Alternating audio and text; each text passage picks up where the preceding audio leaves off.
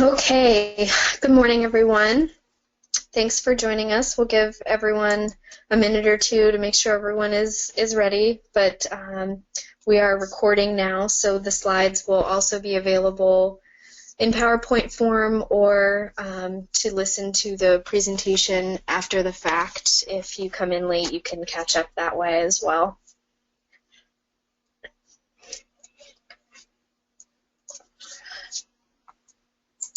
Okay, so we are talking today about the ISO 14001 2015 revision of the standard. This is an update presentation. Some of you may have participated in them previously, or this may be the first time that you are participating with us on this subject. Either way, welcome. My name is Austin Matthews. I am the EHS Assistant Program Manager at PJR. I'll be giving the presentation today. It's typically Scott Jones. You might hear from him more frequently, but he is unavailable today, so I'm filling in. That's a little bit about me. Like I said, I'm the EHS Assistant Program Manager. I've been with PJR for more than 3 years now. I'm a lead auditor in several standards, as well as now, as I said, the EHS Assistant Program Manager. Here's a little bit of information about PJR if you're not familiar with where we're located, our contact information. Again, thank you for joining us today. Here is a brief agenda. We'll go through all of these items, a little bit about PJR, the benefits of certification to this standard, the drivers for pursuing the certification. We'll talk about the update to the standard itself, some of those key changes. We'll talk about certification requirements and transition requirements, of course, and then we'll leave some time at the end of the presentation for questions. You can also type your questions in on the control panel, and I'll see them. I'll save them until the end, but if you do have any questions, please feel free to type them in, and we will address them at the end of the presentation. So a little bit about PJR. This is a snapshot, not an all-inclusive list of the countries to which we can certify companies, a little bit of an idea of our scope. And again, here is a snapshot of the various standards to which we can grant certification. Obviously, today we're talking about ISO 14001 specifically. The benefits of getting certified, most likely if you are attending this presentation, you're already familiar with at least some of these, but obviously we'll go through them briefly. In terms of managing your, in this case, environmental management system, but these management systems, creating them, maintaining them, implementing them, obviously helps in meeting legal requirements, improving the organization's environmental performance, since those are requirements of the standard, and you go through that process as you implement the systems and maintain the systems. Management commitment, of course, to implement and maintain the systems, employee engagement, getting employees at different levels involved in the development of the system and the management of the system, as well as from a continual improvement perspective. Business management, obviously there's several aspects here, one of which being the objectives that the standard requires can help a company achieve different strategic goals. Some of the standards, ISO 14001 included, promote a positive public image or some kind of distinction against competition if they don't have those same standard certifications. That's something that you can advertise to stand out and demonstrate your commitment to various things, in this case, environmental performance. Holding your suppliers accountable for their environmental performance. Again, I mentioned providing a competitive advantage and various financial benefits as well. Specific drivers for ISO 14001, again, obviously the environmental specific aspect of protecting the environment, conservation, prevention of pollution, those types of elements. Reduction of risk associated with environmental impacts. What are you doing to prevent adverse environmental impacts? What are you doing to mitigate them? And then again, business management drivers, customer requirements, public image, things like that. Specifically, the ISO 14001:2015 revision was published September 15th of 2015, last year now. Have to get used to saying 2016. So September 15th of last year. And as usual, there's a 3-year transition period, which means that you have up until September 14th, 2018 to transition. However, that includes all of the steps leading up to receiving the certificate. So you don't have until September 14th, 2018 to conduct your audit. We have to back it up a little bit and make sure we can get all of the other elements accomplished by September 14th, 2018, and we'll talk more about that later. So anytime during that 3-year period, you can transition. The 2004 version is equivalent to the 2015 version during this transition period. Your 2004 certificate, if you're currently certified to the 2004 version, will remain valid until its expiration date or the end of that transition period, whichever occurs first. So as I was saying, we're going to back that timeline a little bit. PJR has determined a cutoff of May 1st, 2018. Excuse me. So your audit will have to be conducted prior to May 1st of 2018.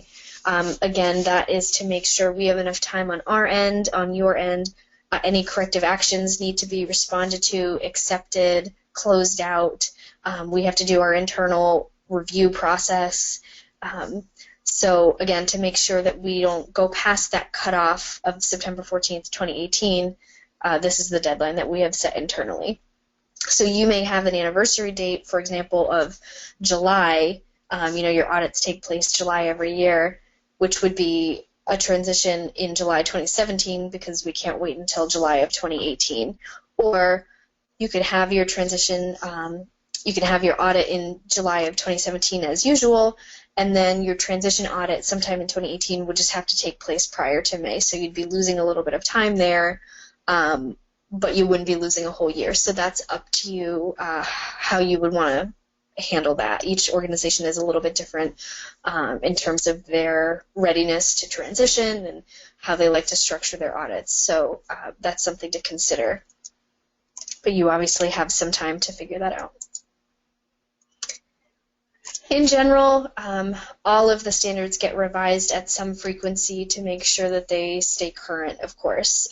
So that's kind of a given that these standards get revised at least every once in a while, and we have to make some changes accordingly. But specifically in this case, we'll go through some of the reasons why the standard was revised.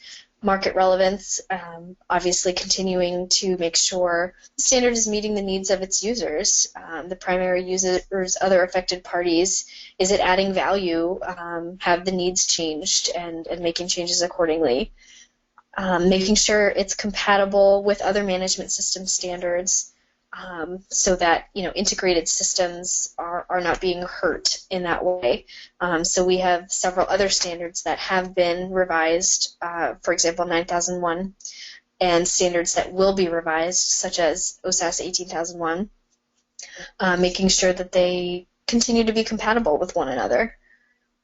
Ease of use, of course, not trying to be overly cumbersome in the implementation or the management of these systems, revising these standards to make sure that certain elements haven't changed, and now we need to make it easier for you guys to implement.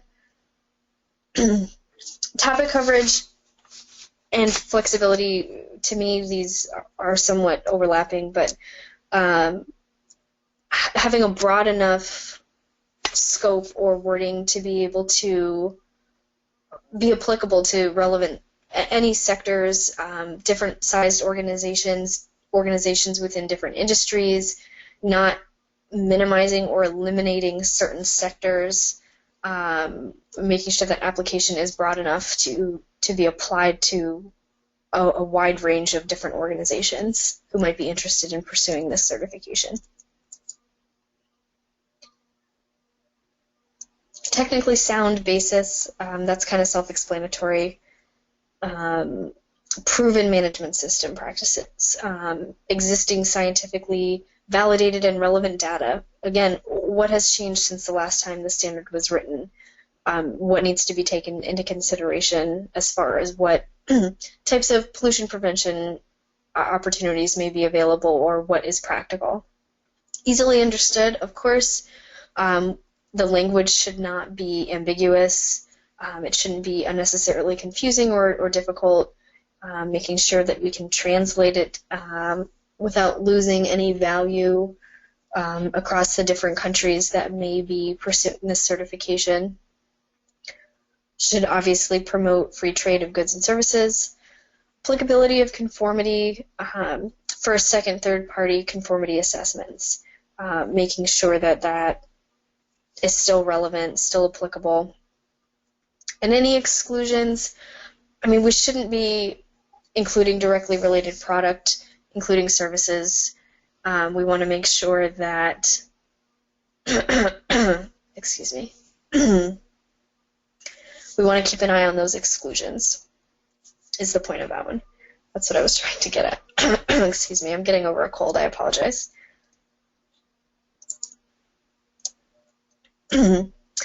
The Annex SL structure may look familiar to some of you who are looking at, for example, the 9001 revision. This is something that you will see again as these standards are revised and try to be compatible with one another. 9001 has been revised, 18001 will be revised in the future. You'll see this structure again and again so that these systems can be integrated without too much difficulty. We want the format to be the same for ease of use.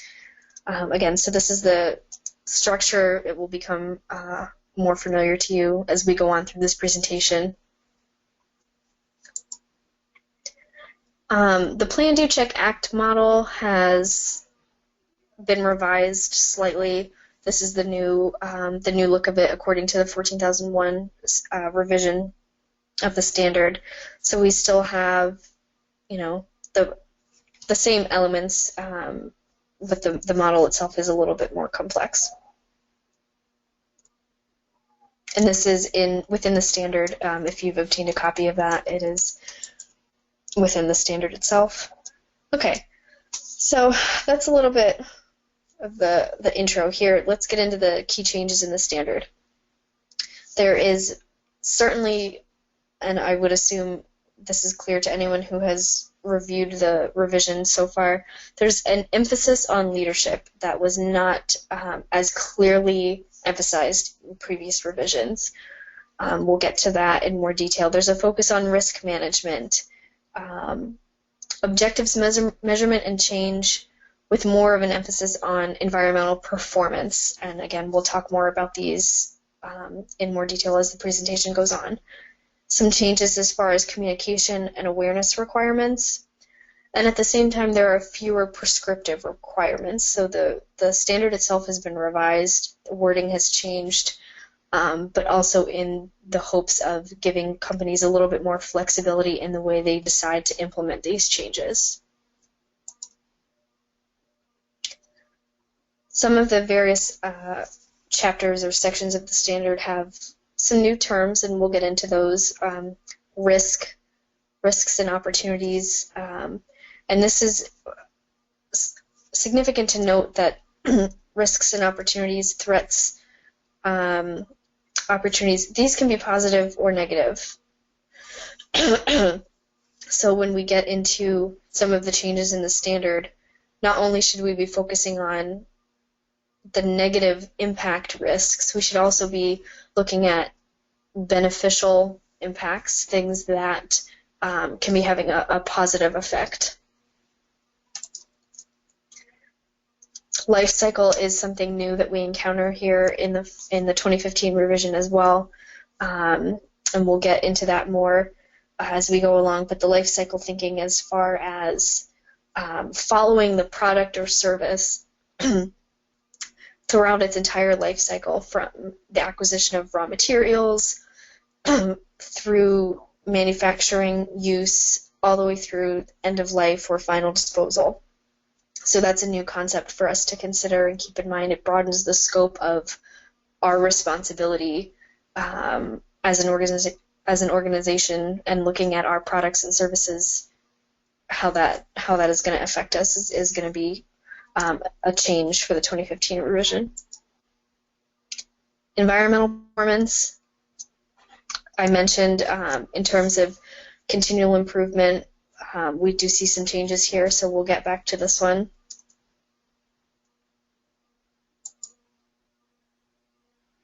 Again, those definitions also can be found within the standard, so feel free to reference those for more information, but we'll summarize some of these changes as we go along. Strategic environmental management, again, goes hand in hand with an increased emphasis on leadership. The organization's strategic planning process has been brought more into the forefront in this version of the standard, in this revision. So it's given some greater prominence and a little bit more of a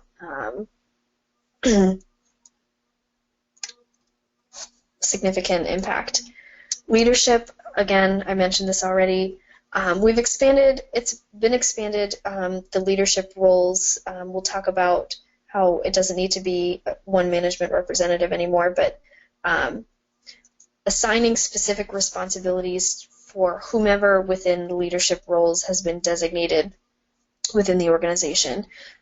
So who's responsible for what? How are those different responsibilities required by the standard? How are they allocated amongst the leadership team?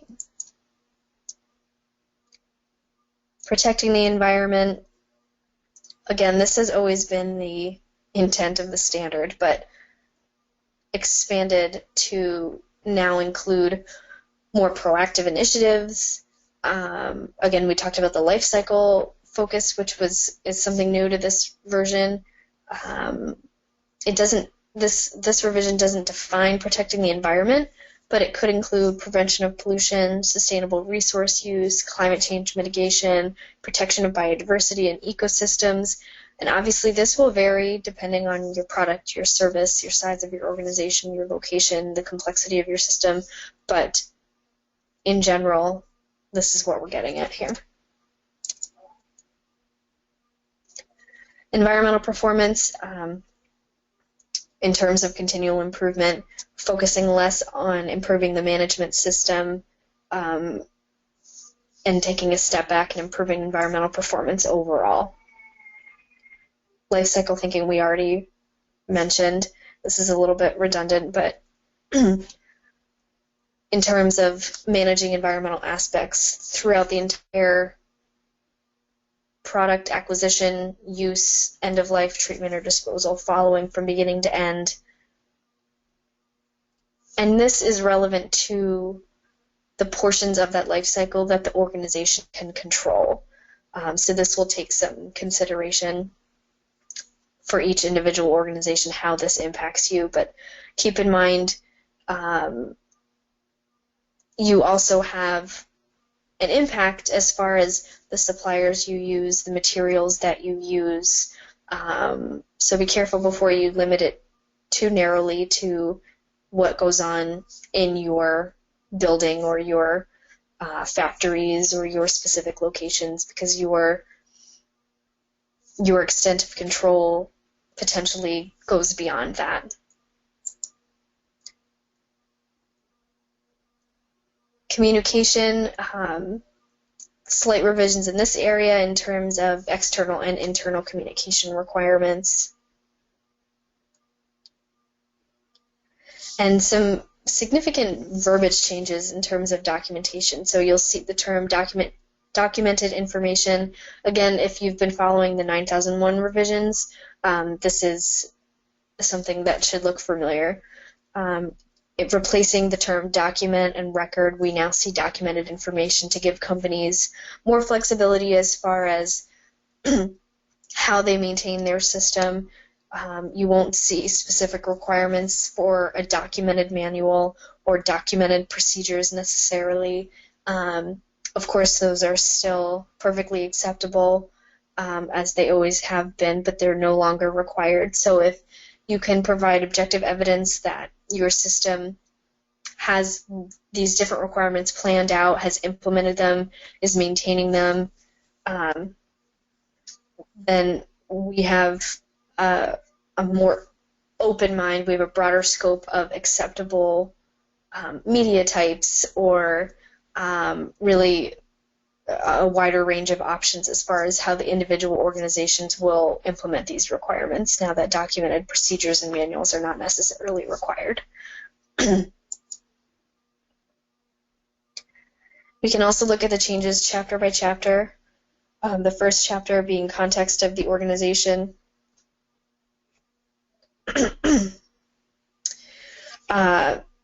Excuse me, sorry.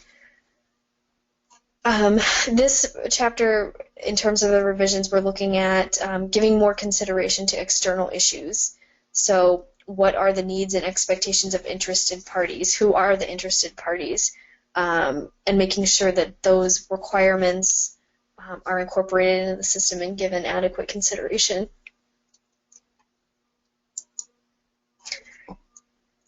Leadership, again, management representative is no longer required explicitly, so the responsibilities can certainly be shared within several employee roles. Doesn't have to be one person any longer. It can be if that's what works best for your organization, but we definitely need to see the responsibilities and authorities allocated, who's responsible for what, make sure that that's effective, and that will be part of the auditing process. Environmental policy, likely with the broadened scope and context of the organization, will go beyond the corporate boundaries, as it should, and the consideration of that impact, as we talked about before. Lifecycle thinking, environmental performance, taking a step back, looking at the impact potentially outside of your building, of your factories, and the impact that your organization can truly have, being more accountable for the choices, for the associations with various suppliers, things like that.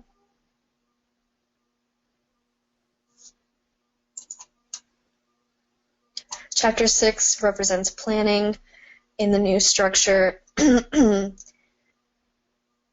This whole section has really been restructured. So again, we talked about towards the beginning of the presentation, looking at both the positive and the negative. So these should both be taken into consideration. The environmental impacts of the organization could be positive, and that should be taken into consideration as well.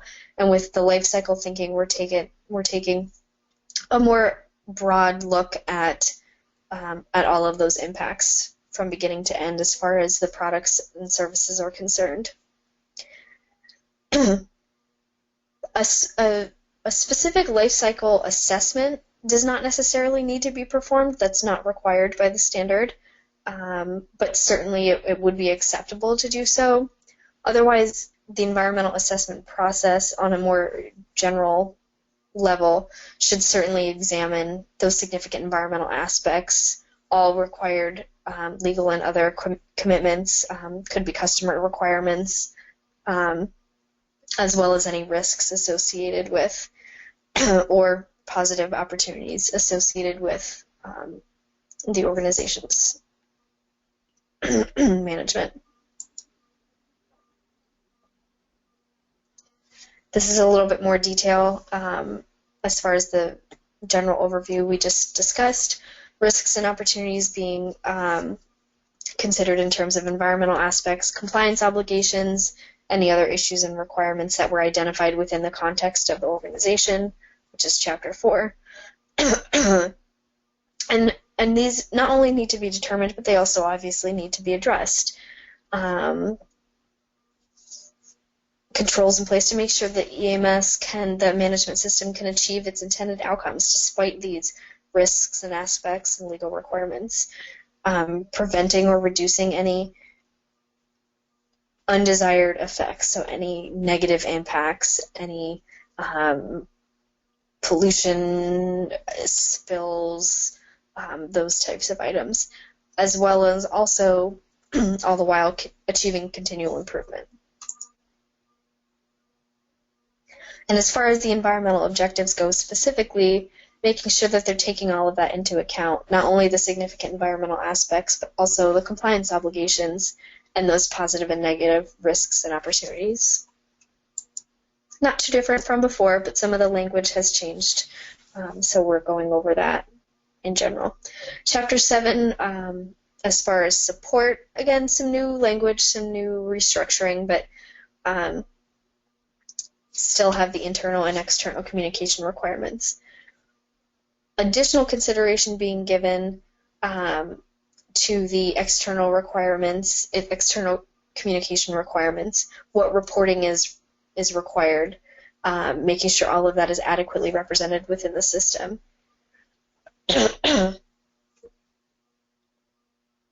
Again, we see that term documented information, which is new to us. Again, to expand the different types of media that would be acceptable to kind of change with the times. And as long as the objective evidence is present during the audits that the process is effective, then those documented procedures are no longer required. Chapter 8 represents operation. Putting more an emphasis on the outsourcing. So who are you utilizing upstream, downstream? What is being outsourced to whom? How are these outsourced companies managing their environmental performance? Does that align with your company's strategic goals, with its context, with its continual improvement efforts? If not, should you really be doing business with them? Should you perhaps associate with other organizations, or how can you require your suppliers to make the changes to align themselves to your requirements? Holding the organization more accountable. Just because it's outsourced doesn't mean it's not relevant to your environmental management system, because again, you as an organization are choosing to work with said supplier or said organization. And that relates to life cycle thinking, as far as your company can have an impact.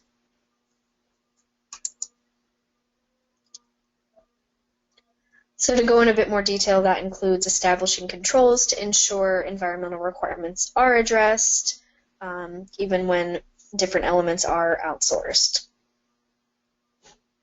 Communicating relevant requirements to external providers, contractors, suppliers. Again, these were implied. These requirements were certainly implied and relevant in the previous revision, but they have been revised to be more specific, more clear, brought to the forefront a bit to ensure that they're not being overlooked and they're being adequately implemented and communicated as required.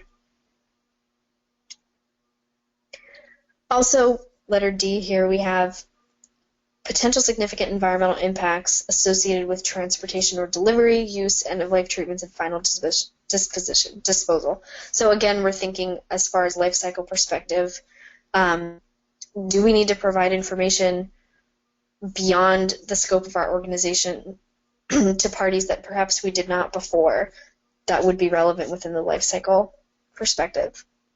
Information about significant environmental impacts to customers, suppliers, contractors, whoever. Again, this all varies so much depending on the organization, the products, the services that you provide. You'll really have to look at how these changes apply to you specifically. Chapter 9 involves performance evaluation. And based on this environmental assessment, not necessarily a formal life cycle assessment, but this environmental assessment process, developing and raising those expectations for environmental performance. Continual improvement, we discussed, less an emphasis on improving the management system, but improving the overall environmental performance, pushing the organizations to broaden their scope, do more, be more proactive, because again, this standard boils down to environmental protection. Are we doing everything that we can in terms of conservation efforts, prevention of pollution? So it's taking a closer look at that, and really holding organizations a little bit more accountable for that environmental improvement. Monitoring and measuring accordingly changes slightly with these changes. So the way we implement what we're monitoring, how we're measuring, we're going to have to tweak those to compensate, to align with any changes made according to this chapter. And then Chapter 10 revolves around improvement. As always, correction of nonconformities is relevant. Corrective actions, trying to get the identify the root cause and eliminate it through corrective action to prevent recurrence, as well as the continual improvement process overall. And you won't see preventive action specifically called out anywhere in the standard anymore, but it is still implied through several sections, and we'll come back to that. So preventive action is not necessarily a tool that you want to throw away just yet.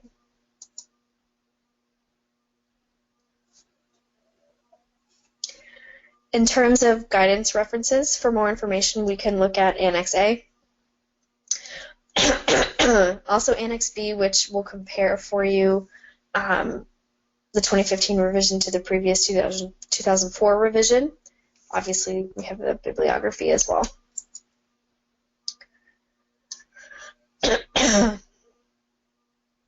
So overall, as a review for companies who are already certified or for companies who are pursuing certification for the first time to the 2015 or even 2004 version, since you still have some time, we'll go through the certification process itself. Obviously, the first step would be establishing the documentation specific to your organization that meets the requirements of the standard. So setting up your management system, essentially. Then you're going to need to train your employees, relevant personnel, contractors, suppliers, whoever. You're going to have to train them to these requirements that you've implemented, the system that you've created. Obviously, with the system created and the employees trained, it can now be implemented, and that will include internal audits, compliance evaluations, and a review of the system based on the internal audit findings or output. You'll need a contract with certification bodies such as Perry Johnson Registrars. And then you'll complete a Stage 1 and Stage 2 audits. The Stage 1 takes place obviously prior to Stage 2 to assess your readiness to proceed to Stage 2. Is the management system framework in place? That's the focus of the Stage 1, and then the Stage 2 focuses on the implementation. Now that the requirements have been established and identified at Stage 1 to meet the requirements, have they been implemented? Are they up and running? Is everything, now that it's implemented, meeting the requirements of the standard? So Stage 1 and Stage 2 process, once complete, that's when you're issued a certification. If any nonconformities are identified, they need to be resolved and closed out prior to issuing a certification. But that, in a nutshell, is the certification process. And again, to recap, as far as the transition process goes, we have 3 years from the date of publication, which was September 15th, 2015. So by September 14th, 2018, everyone has to be transitioned. Companies can continue to get certified to 2004 version for 18 months following the September 15th publication date. After that, you can't recertify to 2004. You need to, again, transition at some point. So whichever occurs first after that time, the expiration of your 2004 certification or the expiration of the transition period, that's your deadline. After 18 months from the publication date, which, as we discussed above, after that you can't get certified to 2004 version anymore. You have to transition to 2015.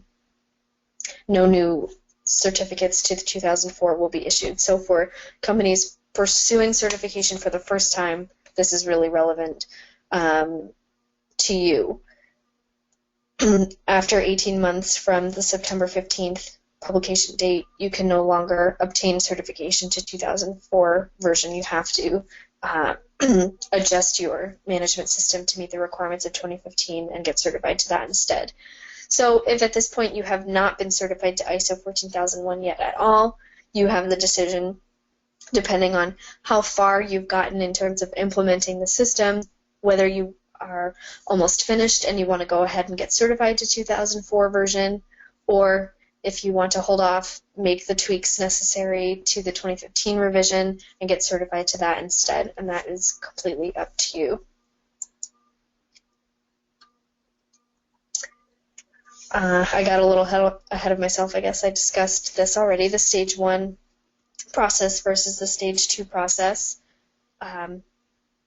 One thing I failed to mention is both of those audits would be on site, stage 1 being mostly a documentation review, although now that the documented information scope is a little bit broader, we'll be having to tweak that process or have tweaked that process to accommodate those changes. But in essence, we're looking at the framework of the system and whether or not it meets the requirements of the standard. And then stage 2 being, again, the implementation. Stage 2 takes place usually 30 to 45 days after the stage 1 audit. Nonconformities, again, identified at stage 2 have to be resolved prior to issuing a certificate. The process from there, as far as surveillance audits, they are conducted depending on the organization, the complexity, and your preference, either every 6 or 12 months. So every year at least you would be having a surveillance audit. Some companies are semi-annual and they are audited twice a year, which would be a partial system audit. So at the stage 2 audit, we're looking at the entire system, and we have the surveillance audit at least a year after that and the following year. So those surveillance audits look at a portion of the system, and then since the certifications are relevant for 3 years, they expire after 3 years. Every 3 years you have your recertification audit. So if you're pursuing certification for the first time, you'll have your stage 1 audit, your stage 2 audit, and then your surveillance audits either annually or semi-annual for the following 2 years. And then that following year, which would be the 3rd year, the year that it expires, you would have your recertification audit, which is very similar to a stage 2 and results in the issuance of a new certificate that expires 3 years later. And the recertification audit, just like the stage 2 audit, covers the entire system. And so the cycle continues every 3 years. Okay. So we're a little bit ahead of schedule, but we've got plenty of time for questions, so let's check that out. Let's see if we have any.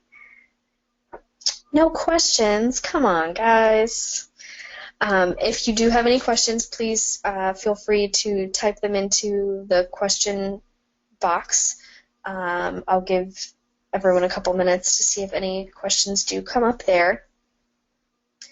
I apologize if I went through that a little bit too quickly. In the meantime, if there are any questions after the fact, feel free to contact myself or Scott Jones. Our contact information is listed on this slide.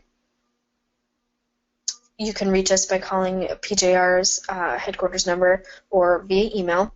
The slides from this presentation or the recorded webinar will be available on PJR's website along with all of the other previously recorded webinars, usually within a day. So check back tomorrow if it's not available. You can always shoot me an email and I can send it to you. But as I said, it will be posted on the website. We had a question here. Let's see.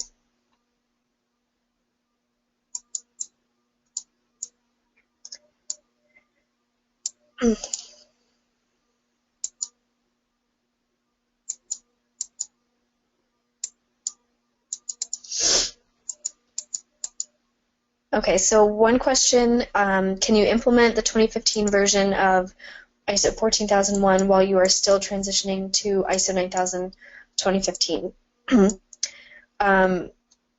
Certainly, and of course we can double check this with your scheduler at PGR when you go to schedule the audits just to confirm, but certainly the revisions have been aligned so that they are easy to integrate, so that there aren't any issues there. So if your timeline as far as implementation is not quite aligned, certainly if you're ready to transition for 14,001, you have the option to do so even if you're not ready to transition to 9001, if I'm understanding the question correctly. Depending on the timing, you may want to discuss this with your scheduler. If you're close to being ready to transition to 9001 and you would like to hold off until you can do that together, that is certainly an option. Depending on the organization, the complexity of the system, sometimes with the transition audits, and I should have mentioned this earlier, sometimes with the transition audits we need to add a little bit of audit time to make sure that we cover all of these changed requirements. There's not always added time, but it's a potential, and it's evaluated on a case-by-case basis when we're conducting those transition audits. And it depends on whether the transition audit also is occurring during a surveillance audit or a recertification audit. All of those are relevant and can be taken into consideration. So if your transition audit would result in added time, likely your 9001 transition audit would also result in added time, potentially.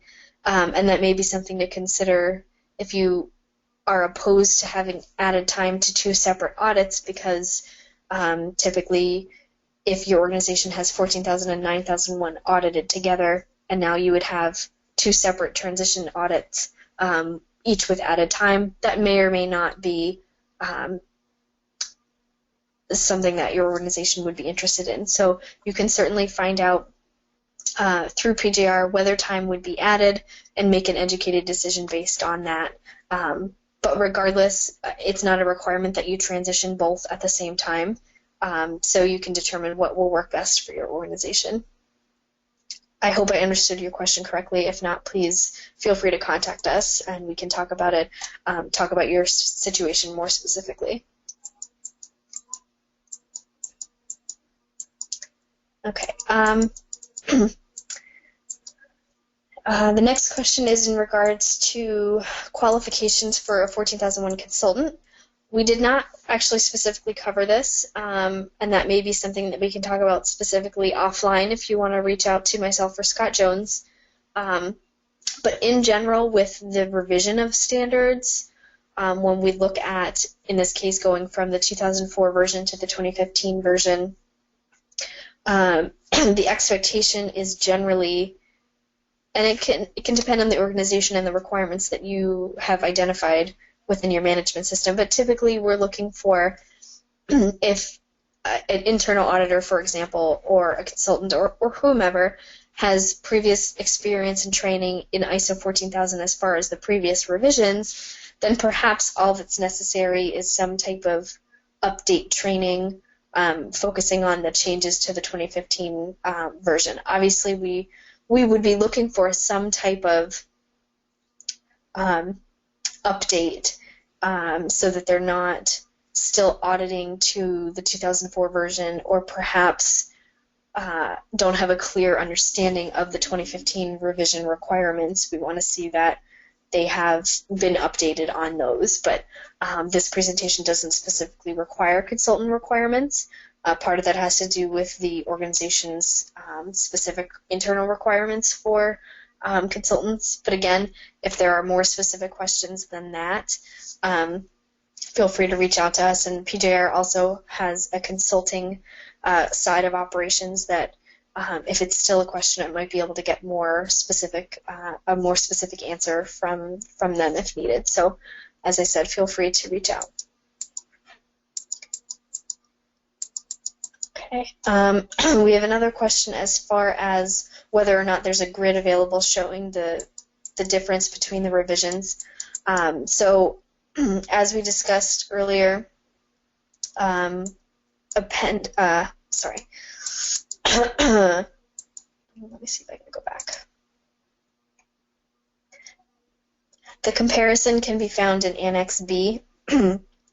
of the standard. So at the end of the standard, you will find a table comparing the 2004 revision to the 2015 revision in terms of the restructuring and some of those changes that could be located in Annex B.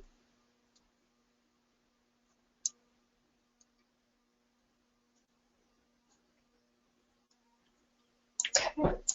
That's all the questions we have in here. Are there any additional questions that anyone would like to type at this time? If not, I'll go back to this slide here at the end with our contact information, myself or Scott Jones. Scott's the EHS Program Manager. And again, my name's Austin Matthews. I'm the EHS Assistant Program Manager. We can be contacted with questions for quotes if you're pursuing initial certification for the first time. Here's the contact information for our sales department. If you are already certified and looking into transitioning, you can discuss with your scheduler, get the ball rolling as far as when you might like to transition, whether time may be added to the audit or may be required to add to the audit, etc. And again, these slides will be available. Check back tomorrow on PGR's website if you're looking for them, or you can reach out to me and I can send them to you. But the recording as well as the slides will be available for review. Okay. It doesn't look like there are any other questions. If you think of any, you have my contact information. Thank you again for joining us today. I hope we answered at least some of your questions here today as far as the 2015 revision of the standard. Hopefully it doesn't seem like an overwhelming amount of change. It shouldn't be too daunting, especially if you already have been certified in 2004 and have a system in place. Hopefully you find these changes fairly simple to implement and don't require too much extra work. But if you have questions as you go through the process, feel free to contact us and check back for future webinars on this subject or other subjects that may be of interest to you. And with that, this concludes the webinar. Thank you for joining us. Have a great day.